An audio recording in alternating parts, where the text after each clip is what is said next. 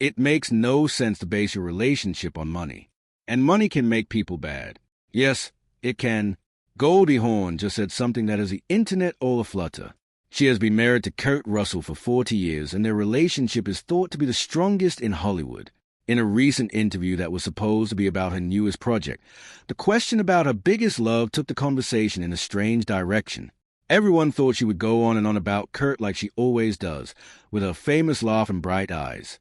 She stopped playing music instead, very quiet.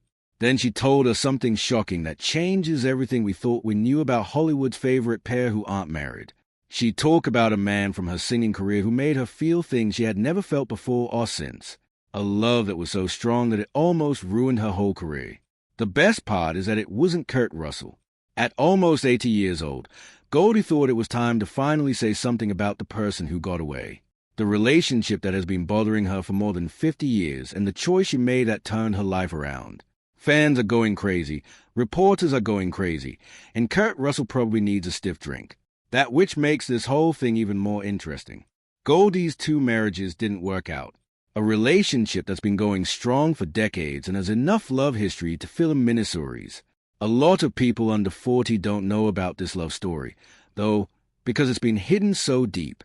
Then who was he? How did it end? And why is she talking about it now, when she should be living a happy life?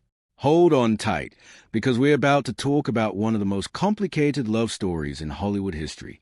From a go-go dancer to the love of U.S., a kid from Tacoma Park, Maryland, named Goldie Hawn used to be trained in ballet.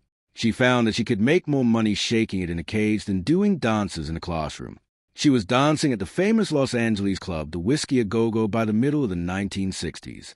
This was one of those places where everyone went to see and be seen.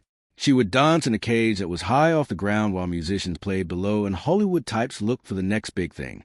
It wasn't really what her parents had in mind when they paid for all those dance classes. Goldie planned ahead, though. She knew that the go-go scene would help her get into the business, for her to stand out without having to sleep her way there like all the other pretty girls were. It worked. In 1968, she got a part on Rowan and Martin's Laughing as a dumb blonde in a bikini who laughed her way through sketches while her body was covered in paint. People in America loved the figure because she was music, ditzy, and cute. What they didn't know was that Goldie had a part to play, that the real woman was as sharp as a knife and planned her every move.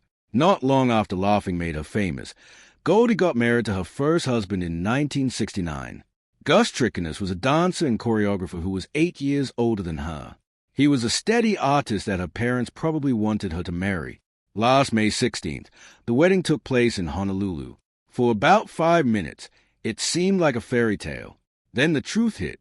It wasn't long before Gus was known as Mr. Goldie Hawn instead of the skilled dancer Gus Trainers, and his ego couldn't handle it. Goldie got an Oscar in 1970 for her role in the musical Cactus Flower. She quickly became one of Hollywood's biggest stars. They were married until 1976, but everyone who knew them well knew it was over long before the papers were signed. Goldie later said she got married too young to someone who only wanted a wife and not a partner who could help her reach her goals. But no one talks about this interesting part. There was some overlap. Goldie had already met someone else before she and Gus broke up for good. Someone who would make things more difficult and give her music a taste of the kind of passion that destroys regular relationships. His name has been talked about in Hollywood for decades, but Goldie has never said it out loud until now. The love story in Europe that no one knew about. She was divorced from Gus and then married to Bill Hudson. Goldie has always been hazy about the time between the two events. She had talked about working in Europe, taking some time to get to know herself and experience other cultures. She didn't talk about the Swedish star she loved so much that she almost quit her job and everything she had worked for. Some sites spell his name Bruno well in a different way because he was never well known enough in the United States for people to care about the details. They met in Europe during one of Gold's promotional trips, sometime between 1973 and 1974. Bruno was in theater in Stockholm. He looked like he was from the Nordic countries, and he was everything that Hollywood wasn't.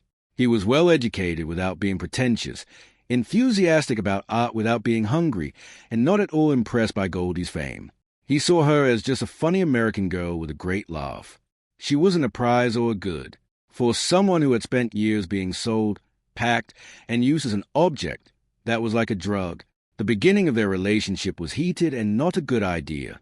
Bruno wanted Goldie to leave Hollywood and move to Sweden, where she could be a person instead of product. In his painting, they were living in a cottage in the country, having children who could speak both English and Swedish, and making art for the sake of making art, not to make money at the box office. There was a crazy moment when Goldie actually thought about it. She was sick of Hollywood and ready to give it all up for some real music. She was tired of being touched by producers and slighted by directors. But then the truth came out. Goldie had just won an Oscar and was getting offers for every part in town. She was about to become a star and a mogul. There was a catch to Bruno's offer. Give up your job, your home country, your language, and everything else that makes you unique. He said it was about love and picking what's important. It came across as a threat to her. Under the guise of love, another guy is trying to control her. There were mean words and broken promises at the end of the relationship, and Goldie flew back to Los Angeles thinking if she had just made the biggest mistake of her life. Even after all these years, she would still think about Bill Hudson and the marriage that broke her. Goldie learned from her experience with Bruno that she needed to talk to someone who knew how business worked. Someone who wouldn't think less of her success or try to make her look less bright. Bill Hudson, one-third of the singing comedy act the Hudson Brothers, walks in. He's as charming as hell and funny enough to keep up with her. In 1975, they met on a flight to Los Angeles, and they hit it off right away. Bill made her laugh so hard that she cried, which was exactly what she needed after the breakups with Bruno and Gus. In Tacoma Park on July 3rd, 1976, they got married. And for a while, it looked like Goldie knew what was going on. Bill knew how show business worked. He had his own job, so hers wouldn't put him in danger, and he seemed truly in love with her in a way that made sense.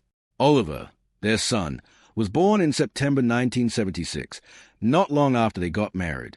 Kate, their daughter, was born in April 1979. There was something about them that made them look like Hollywood royalty. They were beautiful, talented, and had strong family values. But behind closed doors, things were going the same way. Bill's job was stuck, but Goldie's was taking off like a rocket. The Hudson Brothers show was becoming less important. His solo work wasn't doing well, and every conversation turned into one about him being married to Goldie Hawn instead of Bill Hudson, the performer. First, the anger grew slowly, and then all at once. By 1980, they didn't talk much. They tried to make it work for the kids by putting them in therapy and even working together on a movie called Private Eye, which was such a disaster that it barely got released. It was in 1980 that they broke up. In 1982, music. They got a divorce. The fallout was bad in ways that still affect their children today. Bill became angry and began talking about how Goldie put her fame before her family, how Hollywood ruined her, and how she was never really there as a mother. Goldie kept quiet most of the time. In public, she took the high road, but behind closed doors, she was dealing with the pain of another failed marriage and the reality of being a single mom in the spotlight with 2 young children. After their parents split up, Oliver and Kate barely saw their dad. They finally took Kurt Russell's last name, even though it wasn't legal. And Bill played the victim for decades in a story where everyone lost. It's been told 1,000,000 times that Goldie and Kurt's story changed everything, but most of them leave out the important parts. In fact, they met for the first time on the set of the one and only real original Family Band in 1966, a Disney movie that no one remembers. She was 21 years old and already worked as an actor. Kurt was 16 years old and had a pretty smile that could sell toothpaste. He was under contract with Disney. They didn't do anything at that time because, well, he was a teenager. Goldie later said that she remembered thinking that he would cause trouble one day. The year is 1983, and they are both in very different places. Goldie is emotionally wrecked and pretty sure she's done with guys after her terrible divorce from Bill Hudson. Kurt's just got split from his first wife and is now raising his son Boston by himself. He's not looking for anything serious at this point. They get back together on the set of the World War II drama Swing Shift, which gave them a reason to spend months together without any stress or demands. Both of them felt attracted to each other, but they didn't want to rush into anything that could go wrong. They went on their first real date on Valentine's Day 1984. Kurt planned the whole thing because he seems to be that guy. Afterward, Goldie said she knew that night that Kurt was different from all the other men she had been with. He wasn't scared of by her success, trying to run her business, or worried about her past, her kids, or her strong personality. He liked her. Interesting idea, right? Both people agreed right away that they did not want to get married. Goldie had been burned twice by the institution, music, and she knew that a piece of paper doesn't protect you from anything except high court fees, music, when things go wrong. Kurt could talk about his own bad marriage, so he didn't need a wedding to show that he was committed. Together with their son Wyatt in 1986, they moved in together and built a life that has lasted longer than most Hollywood marriages by decades. But here's what everyone has missed. When they chose Kate, they didn't forget about everyone who came before him. That's what this latest confession is really about. What you say that changes everything. Now that it's been 40 years since Kurt Russell's death, Goldie finally tells everyone that the love of her life is someone else. The interview happened not long ago. It was one of those long ones where celebs talk about music and feel nostalgic. The interviewer clearly thought Goldie would talk about Kurt and how they worked together in a strange but obviously successful musical relationship. Instead, Goldie stopped for what seemed like a long time, looked far away, and then began to talk about a love that took over her whole being. Everyone is guessing like crazy because she didn't say my name, but she did talk about a relationship that didn't follow the rules with someone who saw me as a woman, not as Goldie Hawn, the star. She talked about how she felt both safe and scared at the same time, and how the link was so strong that everything else seemed like practice. After that, she said something that made 1,000 people write think pieces. I loved him very much. I let him go because I was stupid and young, and thought my job was more important than my heart.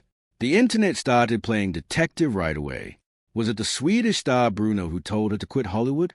Was it Warren Beatty, with whom she had a short but intense affair in 1975? He later said that she was one of the few people who made him think about getting married. It had to have been someone else.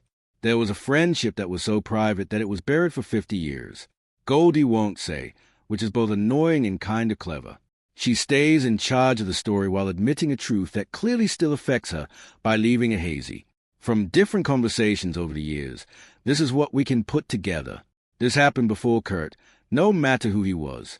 He probably stood for a different life during the crazy time between Gus and Bill or right after Bill. In that life, Goldie could be nameless and normal, without having to worry about being America's sweetheart. One of them wasn't ready to give in, so the relationship ended.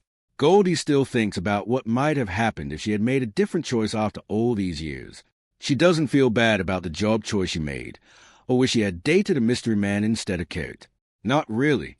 Music is more complex than that. Know that you can make the right choice and still be sad about what you gave up to make it. What Kurt knows and why it's important. Everybody wants to know if Kurt knows about this statement and how he feels about it. Most likely, the answer is yes, and everything is fine.